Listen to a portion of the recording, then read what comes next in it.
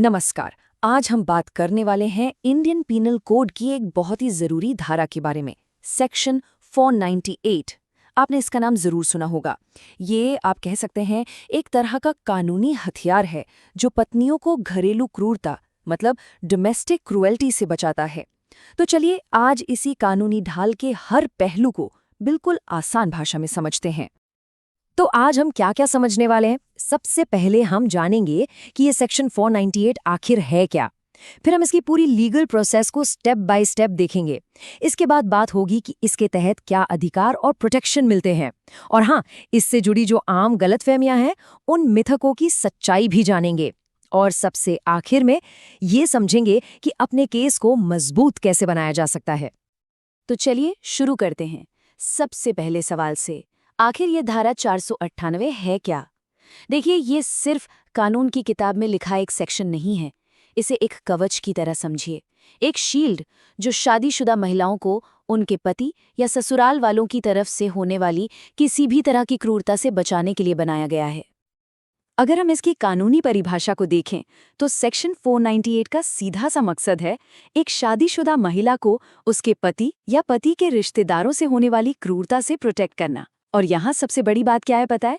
ये कानून कहता है कि घरेलू हिंसा कोई घर का आपसी मामला नहीं है, ये एक गंभीर क्रिमिनल ऑफेंस है। और बस यही एक चीज इसे इतना पावरफुल बना देती है।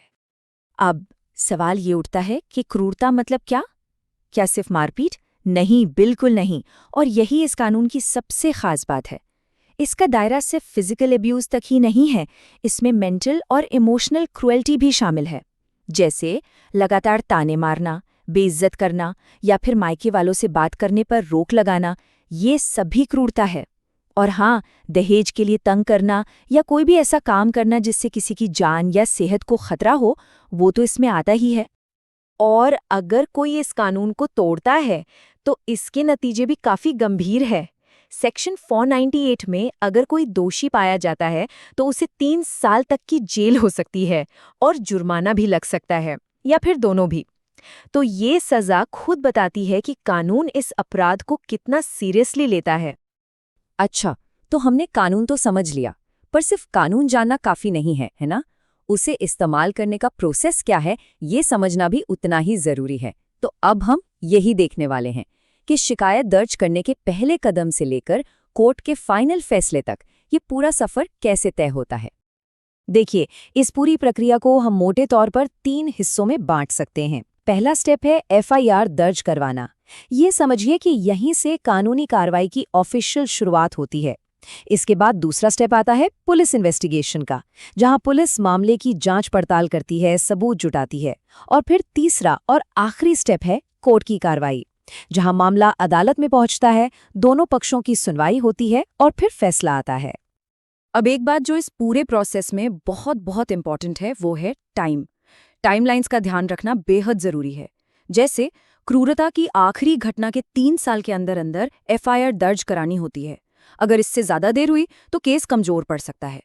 फिर पुलिस इन्वेस्टिगेशन के लिए आमतौर पर 30 से 60 दिन का समय लगता है, ताकि सबूतों को जल्दी से जल्दी इकट्ठा किया जा सके।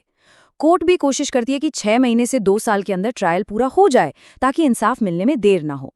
और हाँ, एक और जरूरी बात, अगर कोर्ट के फैसले से आप सहमत नहीं हैं तो अपील करने के लिए सिर्फ 30 दिन का ही वक्त मिलता है। तो हर स्टेज पर टाइम का ध्यान रखना बहुत जरूरी है। तो चलिए अब बात करते हैं उन कानूनी राहतों और प्रोटेक्शन की जो इस प्रोसेस के दौरान एक महिला को मिल सकती हैं। क्योंकि देखिए, ये कानून सिर्फ सजा दिलाने के लिए नहीं है, इसका एक बहुत बड़ा मकसद है तुरंत सुरक्षा देना। ये जानना बहुत जरूरी है कि कोर्ट सिर्फ सजा नहीं सुनाती, वो तुरंत प्रोटेक्शन भी देती है। जैसे कोर्ट एक प्रोटेक्शन ऑर्डर जारी कर सकती है जिससे आरोपी पास नहीं आ सकता। कोर्ट ये भी सुनिश्चित कर सकती है कि केस चलने के दौरान महिला को खर्चा पानी यानी मेंटेनेंस मिलता रहे। अगर कोई फिजिकल या मेंटल चोट पहुंची है तो उसके लिए मुआवजे का ऑर्डर भी हो सकता है। बच्चों की कस्टडी किसके पास रहेगी ये भी तय किया जा सकता है। और सबसे इम्पोर्टेंट, महिला को उसी शादी वाले घर में रहने का अधिकार भी मिल सकता है। अब सेक्शन 498 को लेकर ना समाज में बहुत सारी गलतफहमियां हैं, बहुत सारे मिथ्स हैं। तो अब टाइम है इन आम मिथकों को तोड़ने का और उनकी असलियत जानने का।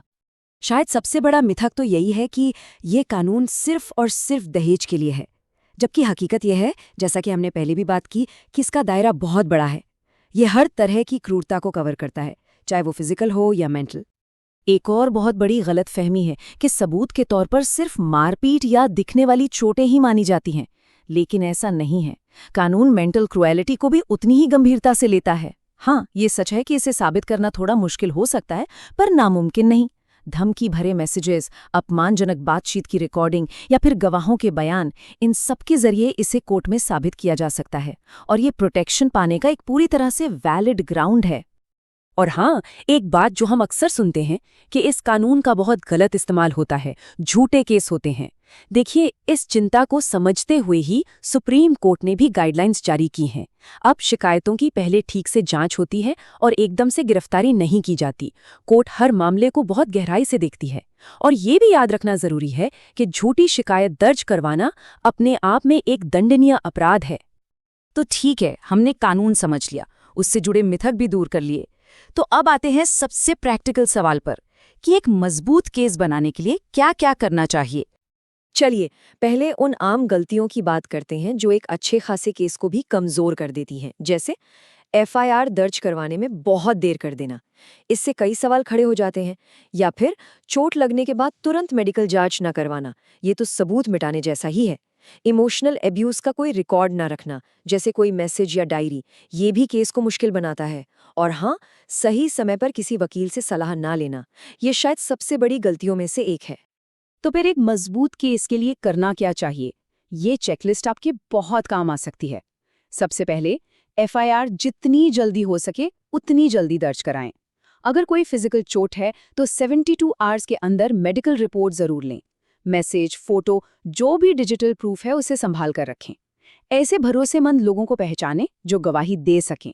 और सबसे जरूरी, जल्द से जल्द एक अच्छे वकील से सलाह लें और प्रोटेक्शन ऑर्डर जैसी जरूरी राहतों के लिए अप्लाई करें। तो कुल मिलाकर सबसे जरूरी बात क्या है? वो ये है कि सही समय पर एक्शन लेना और हर चीज का प्रॉपर डॉक्यूमेंटेशन करना, यही इंसाफ की नींव है। याद रखिए, देरी और सबूतों की कमी, ये दो चीजें केस को बहुत कमजोर कर सकती हैं। आखिर में बस ये याद रखना जरूरी है कि ये कानून आपको ताकत देता है, ये आपको क्रूरता से आज़ाद एक जिंदगी जीने के, अपने हक को क्लेम करने की पावर देता है।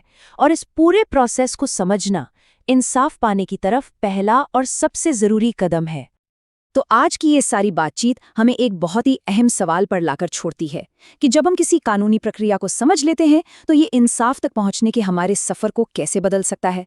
सोचिएगा जरूर, क्योंकि याद रखिए, जानकारी ही सबसे बड़ी ताकत है।